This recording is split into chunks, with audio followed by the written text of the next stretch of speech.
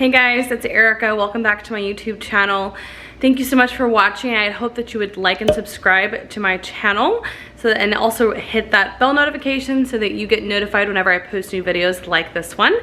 Today we're going to be doing a big batch recipe. These are some of my favorite things to do, and I'm going to be making cauliflower rice. So I have 4 heads of cauliflower. I'm gonna run them through my food processor and freeze them, put them in individual bags, enough of a portion for me and my husband to have dinner with, and then label them, get them in the freezer, and then whenever I'm ready to cook some cauliflower rice, I can just pull it back out instead of buying the expensive stuff from Costco or H-E-B where it's already riced for you. We're gonna see if we can save money today by doing this. So here I have 4 heads of cauliflower that I picked up at H-E-B. I got them a few days ago, so some of them may have a few spots in them, but I'm just gonna cut them off and not worry about it. I'm gonna chop these up into some florets, pieces that my food processor can handle, and then I'm going to wash them. I like to do that this way with the cauliflower because it's really hard to wash it when it's not off the stem. So I'm just gonna be careful that after I do that with this cutting board, the cutting board is then dirty because I didn't wash the produce before I put it on there.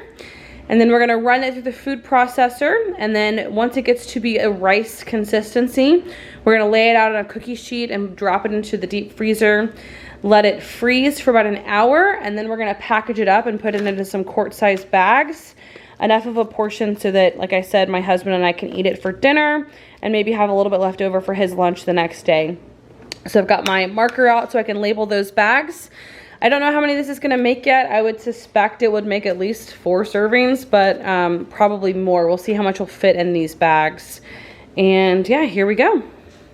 So the first thing I'm gonna do is start by opening up all of these cauliflower packages. I like to open it up as cleanly as I can so I can continue to put some of the leaves and things like that back in the package and just pick it back up and throw it in the trash can.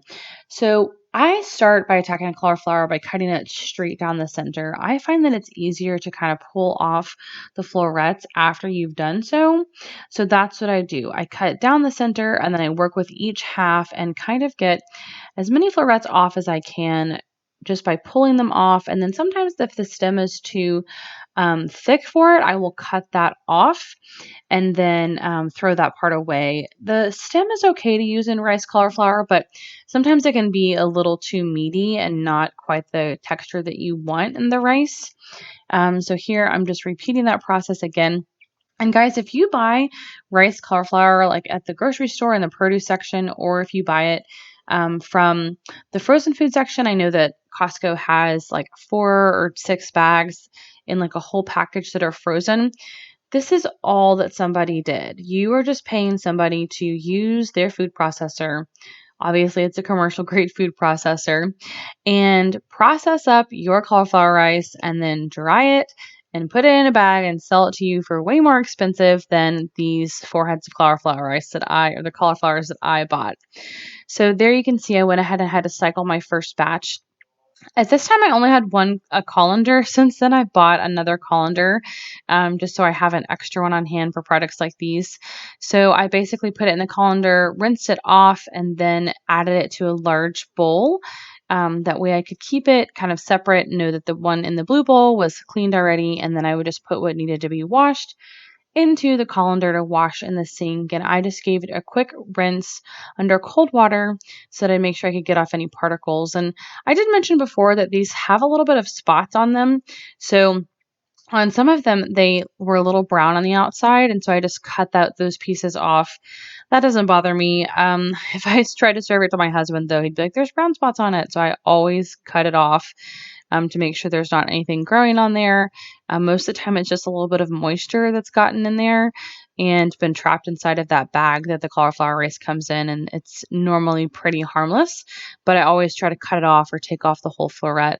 So I'm just going to keep working here through the rest 4 of these. So this is all 4 cauliflower heads that are cut up, and I leave them pretty big because my food processor can handle that.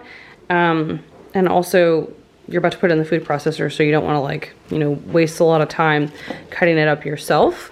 So I just load it into the food processor. I try to do like 1 even row. You can see in there. Not too much extra to make sure that we get an even consistency. And then I just put the lid on.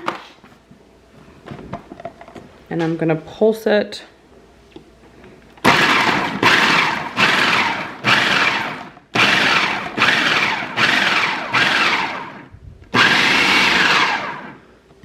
And check it out. That is about what you want to see. I like to do mine a little bit thicker than other people do theirs because I like to get it actually pretty cooked, and I don't want it to end up super mushy and fine. So if you start out with a thicker grain here, you know, if you're talking about it being actual rice with a grain, then you can cook it a little bit longer and it still maintains a little bit of bite. So you can kind of see what that looks like there. So now the next step is to take this off, and then we're gonna dump it onto our sheet pan.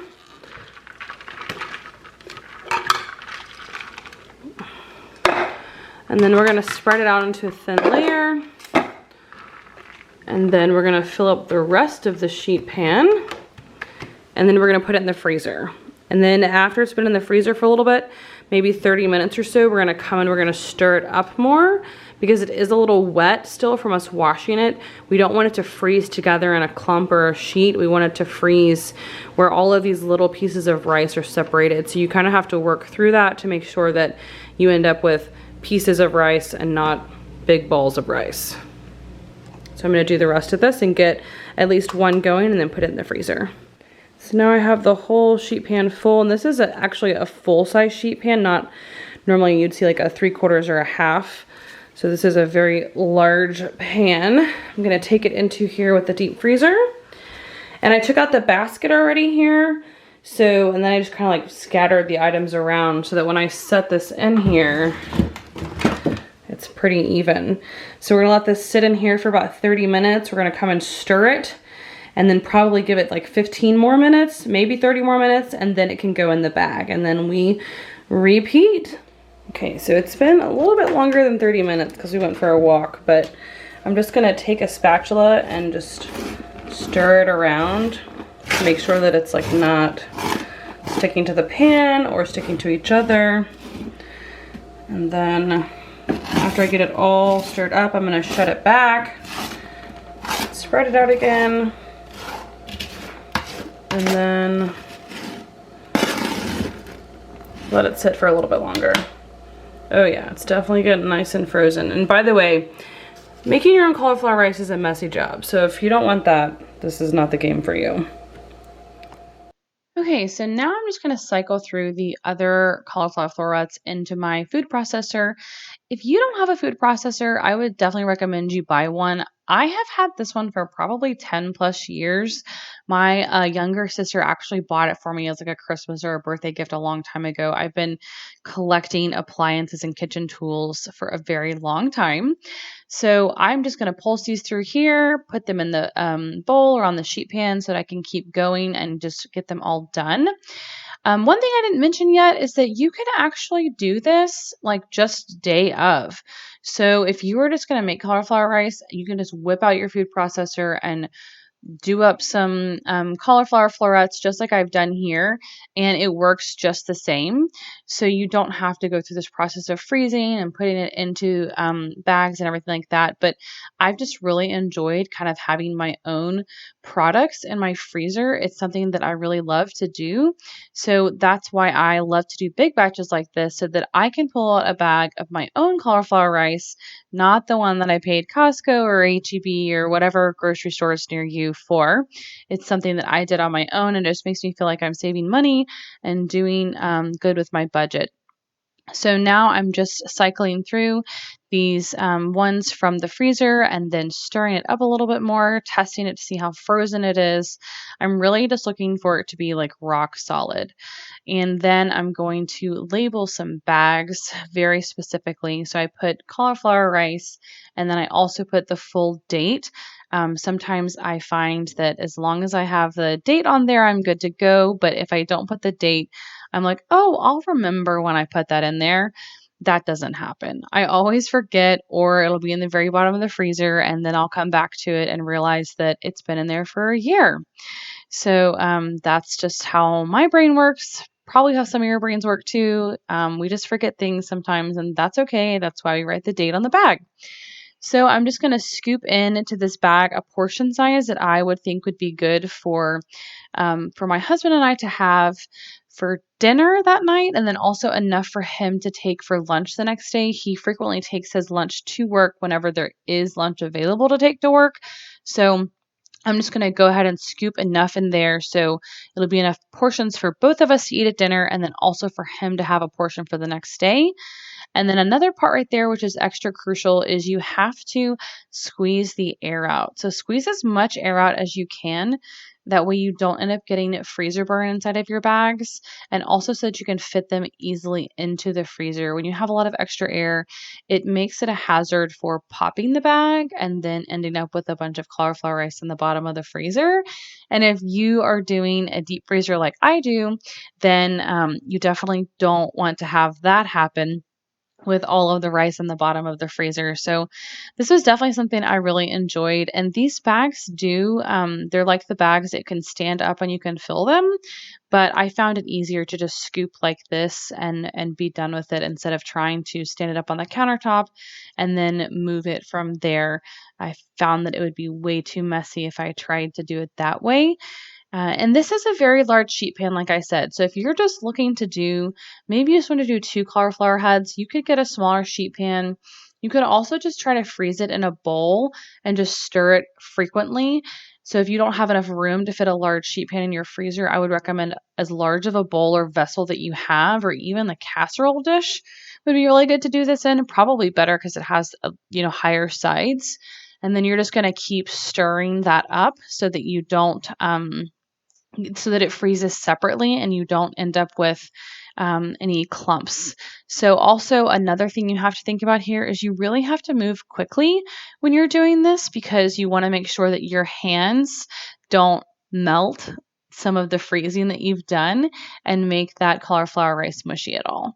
So that's what I'm doing. Now I'm just going to add them into my other freezer that's underneath the refrigerator that I have there, and then keep going on my batches. So out of 4 heads of cauliflower, I ended up with about 6 quart containers. Some of these are filled all the way to the top. Some of them have a little bit of room, but this is a pretty good serving size for me and my husband, enough for us to have at dinner and then for him to take to work the next day. If I do something like cauliflower fried rice, where that's going to be a huge component of the meal, I'll probably use 2 bags, but all in all, I'm pretty satisfied that I have these bags in the freezer and ready to go now for the next time that I need cauliflower rice. I won't have to get my kitchen messy every single time. I can just do it once in a big batch, and here we are. So what I would do with this is I would put a little bit of ghee in a skillet, or butter, or you can use coconut oil or avocado oil, whatever you have on hand. Heat it to medium high, and then add the cauliflower rice, and then stir probably for at least 2 minutes until you evaporate some of the water. You don't want it to be super slimy, so I do kind of like to let its water out first, and then maybe crank it up to high heat to evaporate some of that, and then you're good to go. You can add seasonings. I normally just do a little bit of salt, a little bit of garlic powder, and then if I'm gonna do the fried rice, I will add peas and carrots from the freezer, and then also an egg, and then some soy sauce or coconut aminos to give it that flavor, maybe some fish sauce as well. So there you have it, big batch cauliflower recipe. If you guys like recipes like these, please like this video, comment, and subscribe, and don't forget to hit that bell notification so that you get notified every time I post a new video. Thanks so much for watching.